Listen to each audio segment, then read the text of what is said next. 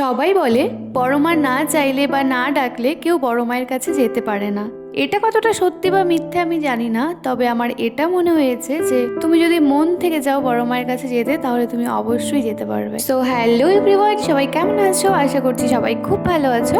আর এটা আমার ইউটিউব চ্যানেলে লিপি ব্লগিং এর ফার্স্ট ব্লগ। অনেক দিন থেকেই ভাবছিলাম যে ব্লগিং চ্যানেলটা শুরু করব, মানে ইউটিউবে, কিন্তু হয়ে উঠছিল না। তবে আজকে এই বড় মায়ের নাম করে বড় মায়ের মন্দিরে পুজো দিতে গিয়ে কিন্তু আমি যে ব্লগটা করলাম সেটা আমি ইউটিউবে আমার লিপি ব্লগিং এর ফার্স্ট ব্লগ হিসেবে রেখে দিলাম। সবাই জানো যে রিসেন্টলি আমি কলকাতা গিয়েছিলাম মেকআপের সেমিনারে, সেগুলো ভিডিও তো তোমরা দেখেই নিয়েছো। দুদিনের সেমিনার কমপ্লিট করার পর আমার হাতে একদিন সময় ছিল, তো আমি ভাবলাম তাহলে আমি বড় মায়ের মন্দির থেকে পুজোটা দিয়ে আসি।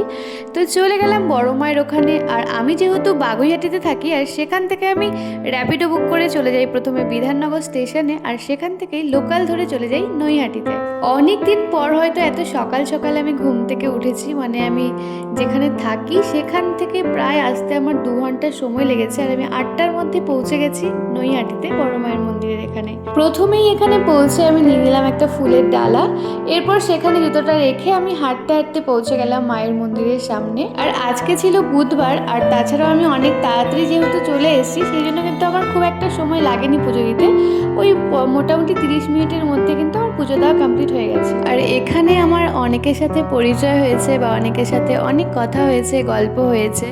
অনেক দূর দূর থেকে তারা এসছে, অনেকে আমার ভিডিও দেখে। সত্যি বলতে আমার ভীষণ ভালো লাগে যখন এতটা দূরে গিয়েও কোনো পরিচিত বলতে তারা যখন আমাকে বলে দিই তোমাকে চিনি, তো আমার মনে হয় তারাও আমার খুব কাছের বা আমার খুব পরিচিত। ভীষণ ভালো লাগে তখন তাদের সাথে কথা বলতে বা পরিচয় হতে। পুজো দেওয়ার পর মনটা এত হালকা লাগছিল। এরপর আমি চলে এলাম গঙ্গার ধারে, আর এখানে আসার পরে জাস্ট শান্তি, এতটা ভালো লাগছিল গঙ্গার ধারে এসে। এরপর আমি ওখান থেকে আবার লোকাল ট্রেন ধরে নিয়ে আর চলে যাই কৃষ্ণনগর, কারণ কৃষ্ণনগরে আমার একটা ফ্রেন্ড থাকে, তো তোমাদেরকে অবশ্যই তাকে দেখাবো। তো আমি সেখানে পৌঁছে আগে খাওয়া দাওয়া করে ঘুমিয়ে যাই, কারণ ভীষণ টায়ার্ড ছিলাম। আমি ভেবেছিলাম আমি গিয়ে দেখা করে কিছুক্ষণ থেকে চলে আসব, যেহেতু আমাকে আসতে দিচ্ছিল না, কি আর করা যাবে। তো ঘুমিয়েই নিলাম, আর ঘুমানোর পর এত ফ্রেশ লাগছিল।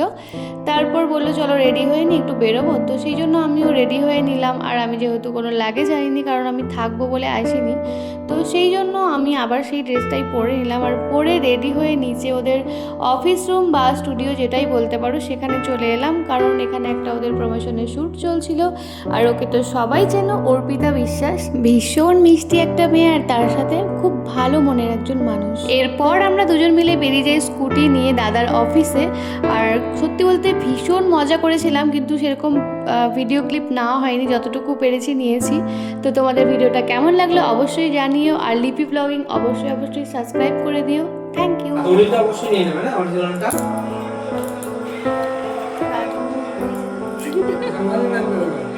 বলবে না না হ্যাঁ একদম সব দেখা যাচ্ছে। হ্যালো বলো, হ্যালো বলো। বলো হ্যালো। কি বল বাবু বলো হ্যালো। এই বলে হ্যালো বলে কি হবে? তোমাকে দেখবে সবাই হ্যালো বললে। হ্যাঁ, আজকে আমরা দুজন মিলে যাবো দাদু বাড়িতে। দাদু আমাদের গোটা খাসি খাবো। হ্যাঁ ওদের তো আপনাদের একটা